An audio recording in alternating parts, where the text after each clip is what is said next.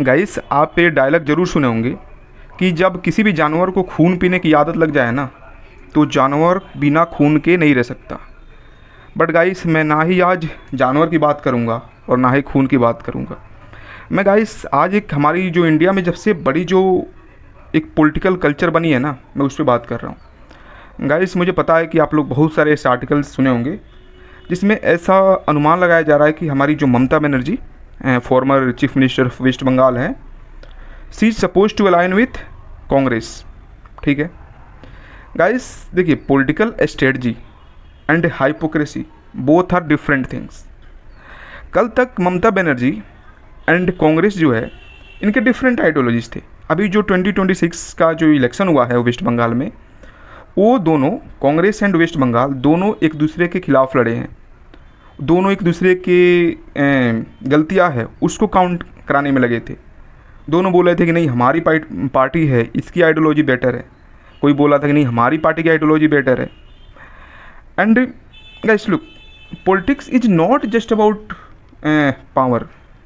यार पॉलिटिक्स का मतलब एक आइडियोलॉजी होता है।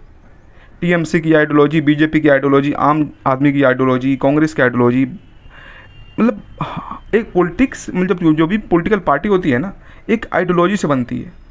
बट गाइस हमारे यहाँ एक केवल ममता बनर्जी एंड टीएमसी तक लिमिटेड नहीं है। अभी हम राघव चड्ढा के केस देखें, जो लोग राघव चड्ढा और उनके जो साथ एमपी गए हैं उनको सपोर्ट कर रहे थे, उनके आइडियोलॉजी को सपोर्ट कर रहे हैं। हम उनको पार्लियामेंट में भेजे, संसद में भेजे, एंड वो लोग जाकर किसी और पार्टी से अलाइन कर जाए, देन मतलब क्या होगा उन वोटर्स पे। एंड गाइस मैं यहाँ पे ममता बनर्जी को टारगेट नहीं कर रहा हूँ, बट यार this has been culture in India. Okay, and again guys I mention कि यार this can not be a political strategy. ये वोटर्स को मूर्ख बनाया जा रहा है। वोटर्स ये बात पे वोट देते हैं, केवल ये बात पे वोट नहीं देते कि आप मतलब कहीं भी रहो ऐसा ठीक है। अगर मैं एक लेफ्ट विंग पार्टी को वोट देता हूँ एंड वो इंडिविजुअल लीडर्स जाकर राइट विंग से अलाइन हो जाए, देन ये मेरे साथ चीटिंग हुआ है ना, ये मेरे साथ सरासर चीटिंग हुआ। एंड गाइस देखिए इस पे ना, इस पे वोटर्स पे बहुत ज़्यादा इम्पैक्ट पड़ता है। ये जो सत्ताधारी हैं, मैं जो एग्जांपल दिया कि जो मैंने खून और जानवर की एग्जांपल दिया, खून उसमें पावर है, सत्ता है, एंड जो जानवर है वो हमारे यहाँ के पॉलिटिकल लीडर्स हैं। ठीक है, ये जो हमारे यहाँ पॉलिटिकल लीडर्स हैं ना, इनको जब पावर की लत लग जाती है, इनकी भूख लग जाती है, एक बार चख लेते हैं पावर, तो ये पावर के लिए कुछ भी कर सकते हैं। यस गाइस, कुछ भी।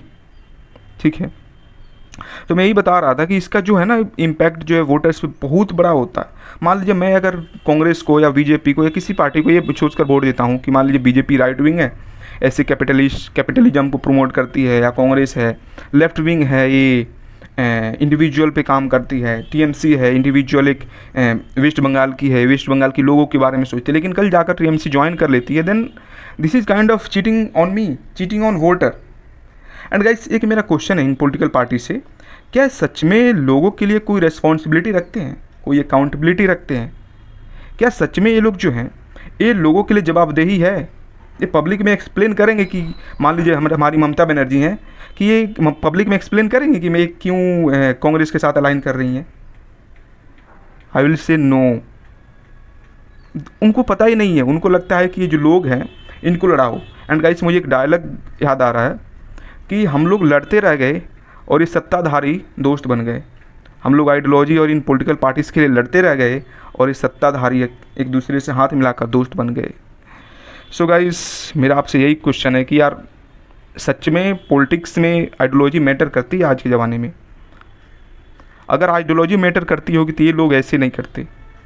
ये लोग भले हारते फिर दूसरी बार कंटेस्ट करते, अपना आइडियोलॉजी पे टिके रहते, अपनी इंटीग्रिटी को इंटैक्ट बना के रखते, एंड मे भी अगर जनता को लगता कि ये लोग सही है तो अगले टर्म में वोट देगी। बाकी guys what ever you have opinion please write in comment section. Thank you.